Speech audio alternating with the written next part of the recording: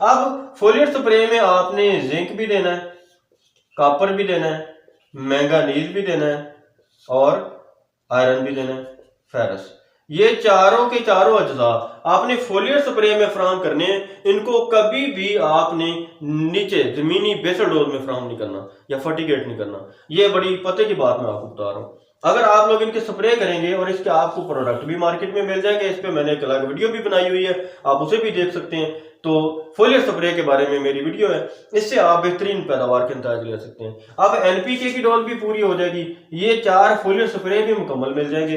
3 बड़ी खादें और भी होती हैं, एक कैल्शियम होती है, एक सल्फर होती है, एक मैग्नीशियम होती है। ये दाइम फर्टिलाइजर की एक खाद मार्केट में मिल जाती है, दाइम फर्टिलाइजर वालों की। अगर आप वो उसमें मैग्नीशियम और कैल्शियम भी आ जाती है तो उसकी आप कम से कम 10 किलो की डोज अपनी कपास को लाजमी फराहम कर दें। आपकी अगेत और पछेत की काश्त भी होगी तो वो 10 किलो की डोज आप 2 किस्तों में दे दें। अगर आपकी अगेती काश्त है, अगर आपकी पछेती काश्त है तो 5 किलो की डोज 2 किस्तों में दे दें। और दाएं वालों की जरूरी नहीं है, आपने मैग्नीशियम और कैल्शियम फराहम करनी है, तो किसी और की भी अगर आपको खाद मिल जाती है तो आप वो फराहम कर सकते हैं अपनी फसल को, यानी कैल्शियम और मैग्नीशियम।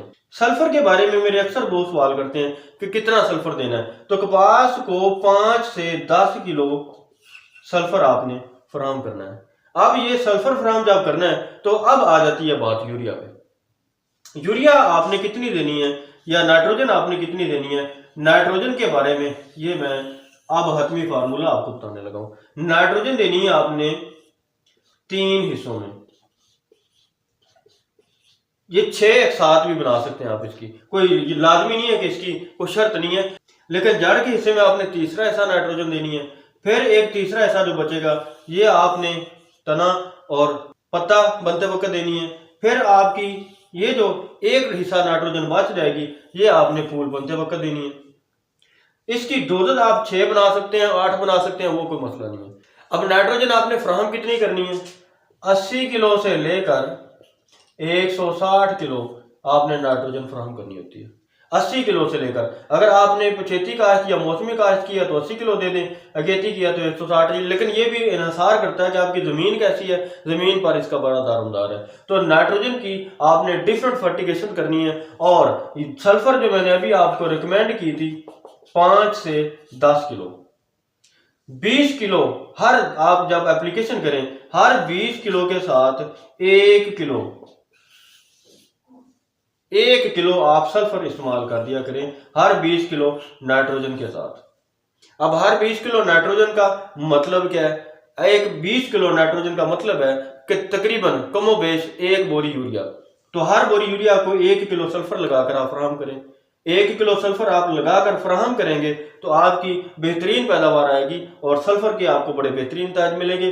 सल्फर क्या करेगा, जमीन की पीएच को भी कंट्रोल करेगा, फंगस के अटैक से आपकी फसल को बहुत हद तक महफूज रखेगा। फंगस का अटैक इस पर बहुत कम आएगा। कपास की बहुत बड़े जो मसाइल हैं खाद के मामले में, इसमें एक बड़ा मसला क्या आता है कि विल्ट आ जाती है, फास्फोरस नहीं मिलती या पोटाश का अपटेक नहीं बढ़ रहा होता।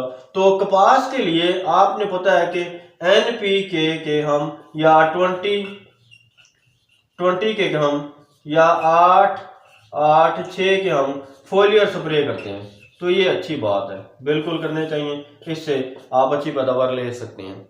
इसके अलावा यहां पर क्या करना है कि सीवीड एक्सट्रैक्ट, सीवीड्स का सी मैक्स है जैसे या टेकामेन है, इनके आपने 2 स्प्रे करने हैं। एक उस वक्त करना है जब ये गुड्डी बना रहा हो, यानी गुड्डी बनाते वक्त आपने सी मैक्स का एक स्प्रे करना है, और एक भरपूर फूल जब फसल ले चुकी हो उस वक्त आपने सीवीड का एक स्प्रे करना है। तो ये सीवीड के आपने 2 स्प्रे कर देने हैं।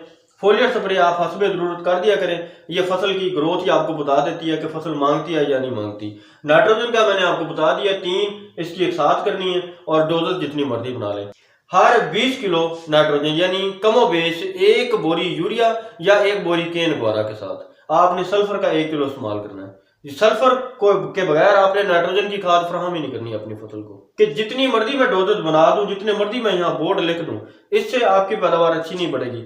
फितरत का समझिए कि पहले जड़ बननी है, यहाँ फास्फोरस और पोटाश चाहिए, यहाँ पूरी फ्राहम करेंगे तो अच्छी पैदावार ले सकेंगे। नाइट्रोजन, फास्फोरस और पोटाश के बारे में अब कुछ हमारे से गलतियां क्या होती हैं वो मैं बता देता हूँ। अगर पौधे की जड़ बन रही है, यहाँ पर हमने इनमें से कोई खाद फराहम नहीं की, फॉर एग्जाम्पल हमने पोटाश फराहम नहीं की या फास्फोरस फराहम नहीं की, हमने बगैर फास्फोरस और पोटाश के बजाय कर दी, ये हमारे 50% जिम्मेदार ऐसा ही करते हैं। तो ज़हन में रखिएगा, ये जड़ जो है इसका जाला भी नहीं बढ़ेगा और इसकी टैप रूट भी डेवलप नहीं होगी।